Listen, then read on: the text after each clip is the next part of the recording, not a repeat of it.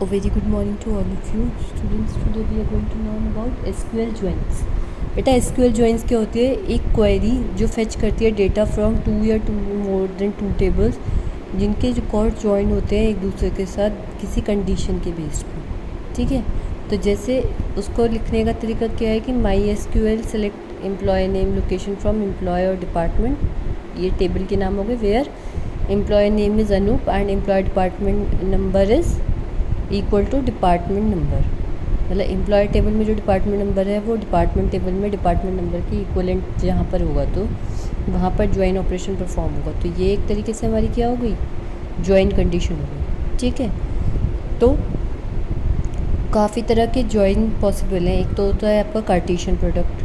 ठीक है, तो SQL ज्वाइन क्वेरी किसी भी ज्वाइन कंडीशन के बिना सारी भी जितनी भी टेबल में कंटेंट है उसको ज्वाइन करके, ठीक है, मतलब एक इस टेबल में कंटेंट है, एक इस टेबल में कंटेंट है, उन दोनों कंटेंट को ज्वाइन करके और एक थर्ड टेबल आपको बना के दे दे तो वो क्या हो जाता है, क्रॉस ज्वाइन हो जाता है.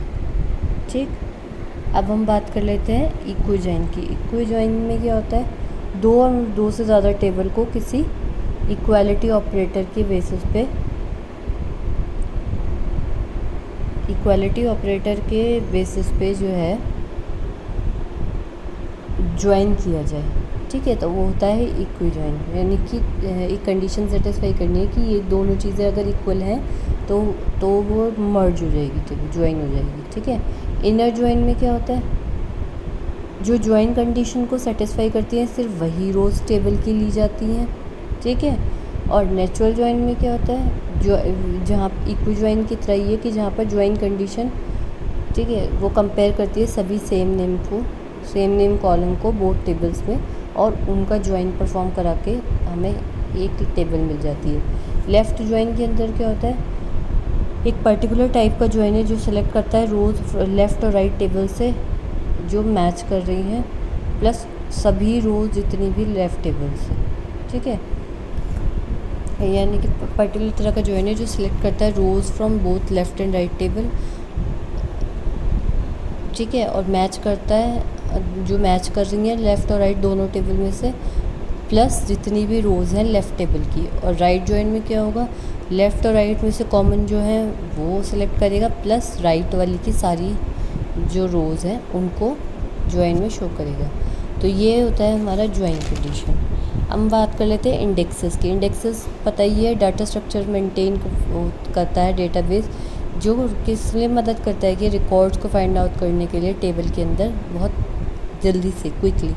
ठीक है, तो इंडेक्स क्या करता है, स्टोर या sorted order value with in index field आपको देगा मतलब सॉर्टेड वैल्यू आपको प्रोवाइड कराएगा.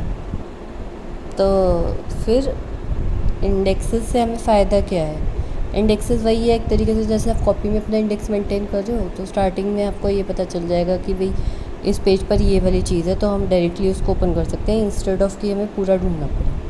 ठीक है, तो इंडेक्स डेटाबेस में एक तरीके से टेबल है जो अरेंज कर जो स्टोर करती है अपने अंदर एक या एक से ज़्यादा कॉलम की वैल्यूज़ एक किसी स्पेसिफिक ऑर्डर में, तो वो हमारा होता है इंडेक्स. अब हम बात करते हैं फंक्शन की. फंक्शन एक पावरफुल और एक्सटेंसिवली यूज फीचर है SQL का. तो डाटा मैनिपुलेशन कैसे होता है, क्वेरी करने से, फंक्शन से क्वेरी करेंगे तो हमारा डाटा मैनिपुलेशन होता है. तो फंक्शन क्यों हम डिफ़ाइन कर सकते हैं, सेट ऑफ कमांड जो हेल्प करते हैं परफॉर्मिंग सर्टेन ऑपरेशन, तो जिससे कि हमें एक single value as a default provide हो जाए. ठीक है, तो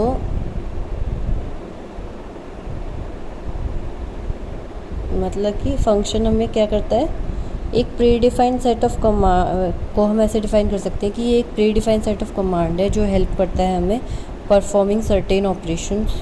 ठीक है, तो जिससे कि हमें एक सिंगल वैल्यू बाय डिफ़ॉल्ट मिल जाए. तो SQL जो हमारा large collection of inbuilt function provide कराता है जिसको हम लाइब्रेरी फंक्शन भी कहते हैं, जो हम डायरेक्टली यूज़ कर सकते हैं. ठीक है, तो किस लिए यूज़ करेंगे अब फंक्शंस को, कि हमारे इनबिल्ट लाइब्रेरी फंक्शंस हैं उनको हम अपने टेबल पे लगा सकते हैं, ठीक है, एसक्यूएल स्टेटमेंट की मदद से। क्या करने के लिए? डाटा कैलकुलेट करने के लिए। जो सिंटेक्स यूज़ होता है फंक्शन में, सेलेक्ट स्टेटमेंट वो इस तरीके से दी जाती है, select function column name from table name, ठीक है। तो जब हम वर्क करते हैं स्टैंडर्ड लाइब्रेरी फंक्शन के, हमें ये चीज़ें दिमाग में रखनी होती है। सबसे पहली चीज़, जो नेम ऑफ कॉलम है जिसमें फंक्शन एग्जीक्यूट किया जा रहा है, वो पैरेंथेसिस में होना चाहिए, यानी कि कॉमाज में होना चाहिए। और एक कॉलम को हम स्पेसिफाई कर सकते हैं एक सेट ऑफ पैरेंथेसिस से। अगर हमें मोर देन वन फंक्शन दे यूज़ करना है सेम सेलेक्ट स्टेटमेंट से, तो फंक्शन को कैसे लिखें? कॉमा से सेपरेट करते हुए लिखेंगे, ठीक है। उसके बाद अगर सेम फंक्शन रिक्वायर है मोर देन वन कॉलम के लिए, तो फंक्शन नेम भी रिपीट होगा सेलेक्ट स्टेटमेंट के अंदर, ठीक। ये चार चीज़ें जो हमें माइंड में रखनी है। अब बेसिकली हमारे फंक्शन दो टाइप्स के होते हैं, सिंगल रो फंक्शन और मल्टीपल रो फंक्शन। सिंगल रो फंक्शन क्या होता है? सिंगल वैल्यू पे ऑपरेट करेगा, सिंगल वैल्यू आपको प्रोवाइड करेगा, ठीक है। तो ये एक्सेप्ट कर सकता है एक या एक से ज़्यादा आर्ग्यूमेंट, लेकिन रिज़ल्ट एक ही रहेगा पर रो, ठीक। देन तो जब ये अप्लाई किया जाता है हमारे टेबल पे, तो जब ये अप्लाई किया जाता है टेबल पे, तो ये सिंगल रिज़ल्ट हर रो के लिए प्रोवाइड करता है, ठीक है। तो उसको हम यूज़ कर सकते हैं सेलेक्ट,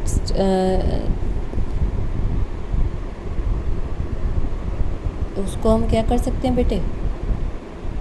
सेलेक्ट, वेयर और ऑर्डर बाय क्लॉज के साथ यूज़ कर सकते हैं। तो फर्दर कैटेगराइजेशन है स्ट्रिंग फंक्शन, न्यूमेरिक फंक्शन और डेटा इन टाइम फंक्शन। ये होता है हमारा सिंगल रो फंक्शंस में, ठीक है।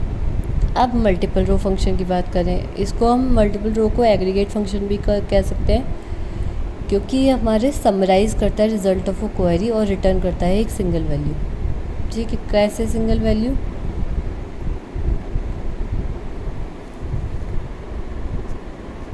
कैसे?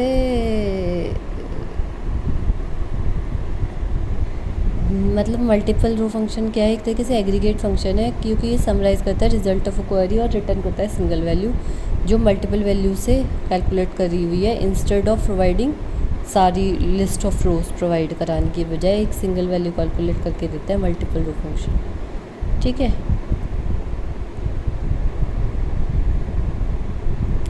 तो एग्रीगेट फंक्शन को हम ग्रुप फंक्शन भी बोलते हैं, क्योंकि ये ग्रुप ऑफ रिकॉर्ड पे एक साथ काम करता है, ठीक है। अब एग्रीगेट फंक्शन एसक्यूएल के अंदर क्या होता है बेटा? एग्रीगेट फंक्शन एसक्यूएल में है कि जो समराइज़ करता है रिजल्ट ऑफ क्वेरी और रिटर्न करता है सिंगल वैल्यू जो हम कैलकुलेट जो की गई है वैल्यूज़ ऑफ कॉलम में से, instead of providing listing of the rows, list provide करने की बजाय कैलकुलेटेड वैल्यू प्रोवाइड करता है, सिंगल वैल्यू प्रोवाइड करता है, ठीक है।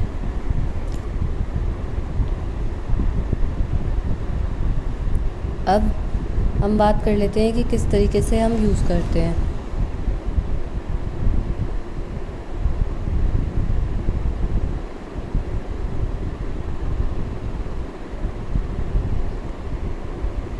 ठीक है, तो क्यों यूज़ कर रहे हैं? क्योंकि अगर हमें समराइजेशन करना है, लार्ज वॉल्यूम ऑफ डेटा को समराइज फॉर्म में देना है, तो हम इन फंक्शंस को यूज़ करते हैं। जैसे पहला एवरेज फंक्शन है, तो कैलकुलेट करता है average of a set of values, जो कुछ वैल्यूज़ हैं उनका एवरेज निकालिएगा। जैसे select average column name from table name where condition ये सेटिस्फाई होगी तो उन वैल्यूज़ का एवरेज। सम के अंदर क्या होता है? सम ऑफ वैल्यूज़ करता है, ठीक है, जहाँ पर कंडीशन ये पर्टिकुलर सेटिस्फाई हो रही हो।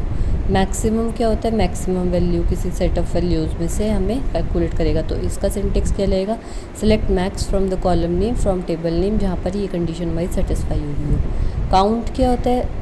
काउंट करता है रो किसी स्पेसिफिक टेबल में या व्यू में, ठीक है। तो select count column name from table name where condition.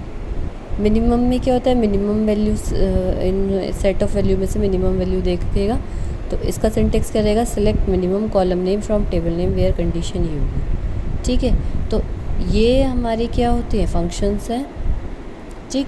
और ये हमारे फंक्शंस के सिंटेक्स है।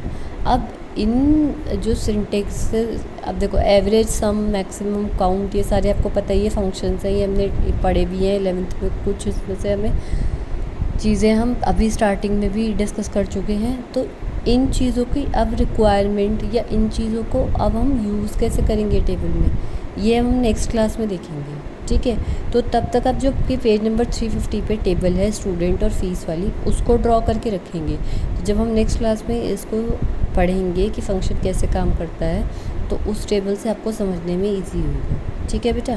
तब तक के लिए हैव अ गुड डे। कोई भी प्रॉब्लम हो तो पूछते रहें अपनी, ठीक है। ओके बेटा।